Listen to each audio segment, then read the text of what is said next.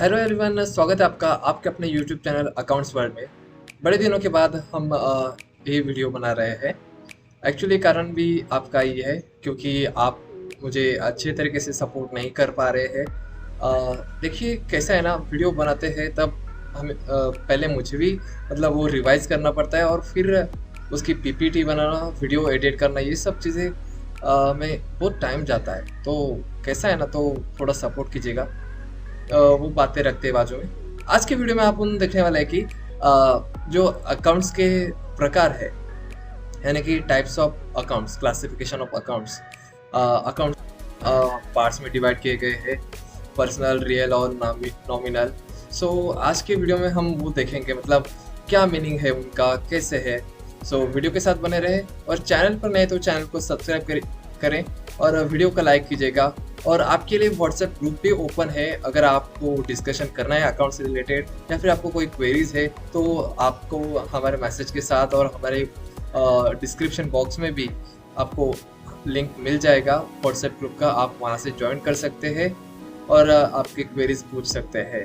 और अगर आपके पास कोई सजेशन है तो वो भी आप दे सकते हैं। मैं हमेशा आपको आपके मैसेजेस का रिप्लाई करूँगा।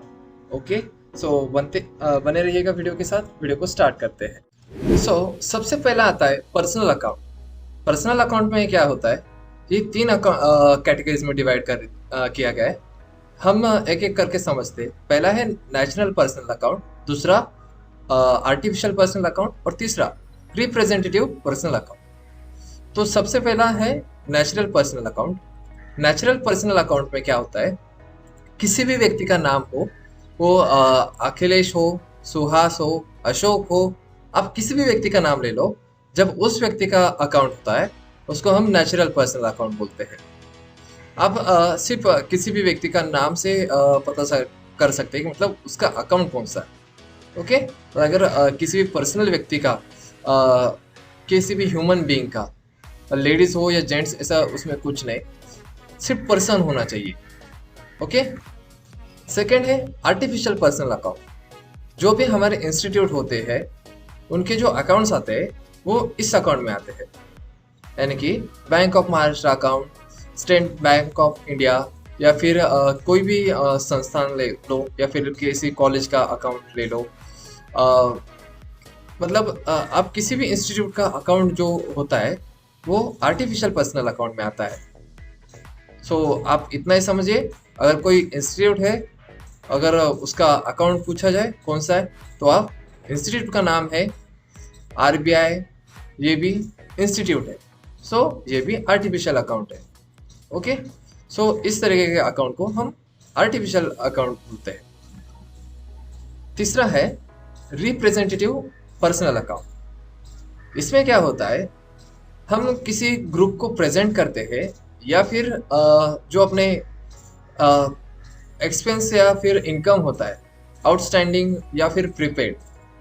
आउटस्टैंडिंग और प्रीपेड का मतलब क्या है, अगर आपने एडवांस में पैसे दे दिए, समझो आपने किसी को डोनेशन दिया है, या फिर आपने आप माल खरीदना चाहते हैं, तो आपने क्या किया है, उसको बोला कि अब तू 10,000 दे दे, जब मैन्युफैक्चरिंग हो जाएगा माल तब मुझे डिलीवर कर देना। तो ये प्रीपेड हो गया। ओके। और आउटस्टैंडिंग का क्या मतलब है, मतलब जब आप पहले उन्होंने माल दे दिया लेकिन उनका पैसा आना हमें देने का बाकी है। मतलब उन्होंने माल डिलीवर कर दिया, फिर हम उनको बाद में पैसा देंगे, इसको हम आउटस्टैंडिंग बोलते हैं। ये सिर्फ जस्ट एक एग्जांपल है। ओके। अब नेक्स्ट आता है अपना रियल अकाउंट। ये भी दो कैटेगरीज में डिवाइड किया गया है, टेंजिबल और इनटेंजिबल। टेंजिबल यानी कि क्या, जो चीज़ों को हम हाथ लगा सकते, छू सकते, उनको हम टेंजिबल कहते हैं। और इनटेंजिबल, जिनको हम छू नहीं सकते, उनको अपन इनटेंजिबल बोलते हैं। टेंजिबल में क्या होता है, रियल अकाउंट में क्या होता है कि जो टेंजिबल है, टेंजिबल में कैश आता है या फिर बिल्डिंग आता है, कंप्यूटर आता है, ये सब क्या हो गए, ये एसेट है। मतलब रियल अकाउंट में क्या होता है, बेसिकली एसेट्स और लाइबिलिटीज कंसिडर की जाती है रियल अकाउंट में। सो जो भी टेंजिबल एसेट्स है वो हम कंप्यूटर हो गया, बिल्डिंग्स हो गया या फिर फर्नीचर हो गया, ये सब हमारे टेंजिबल एसेट है। सो हम इनको रियल अकाउंट में कंसिडर करेंगे, लेकिन ये टेंजिबल, ओके।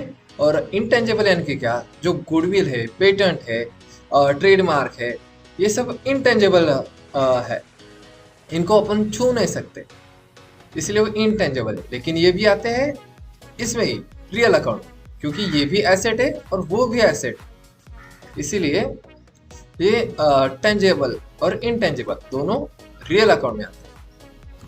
और अपना लास्ट आता है नॉमिनल अकाउंट। इसमें कोई भी नहीं है एडिफार मतलब पार्ट नहीं है।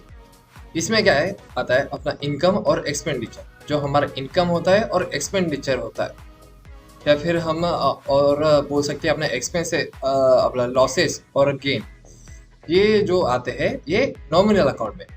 अगर आपने कोई खर्चा किया है, कोई फर्नीचर खरीदी की, या फिर रॉ मटेरियल, स्टॉक, जो भी हो आपने परचेज किया है, या फिर आपने बिल पे किया है, सैलरी, वेजेस वगैरह जो भी दिया है, स्टेशनरी है, एडवर्टाइजिंग का एक्सपेंस है, ये सब खर्चे जो आते हैं वो नॉमिनल अकाउंट में आते हैं, ओके। और इनकम भी, इनकम मतलब जो हमारा इनकम के सोर्स होते हैं वो एडवांस में हमें मिल गए हैं, मतलब अगर मिल गई हमें एडवांस में, वो हो गया, या फिर डिस्काउंट मिला है, या फिर हमने डिस्काउंट दिया है, हम वो बाद में देखेंगे जब हम गोल्डन रूल्स देखेंगे और क्रेडिट और डेबिट, तब आपको ये अच्छे से समझ में आएगा नॉमिनल अकाउंट। अभी आप इतना समझ लीजिए, आपके जो खर्चे और आपकी जो इनकम है यानी कि आमदनी, ये दोनों इसमें आता है।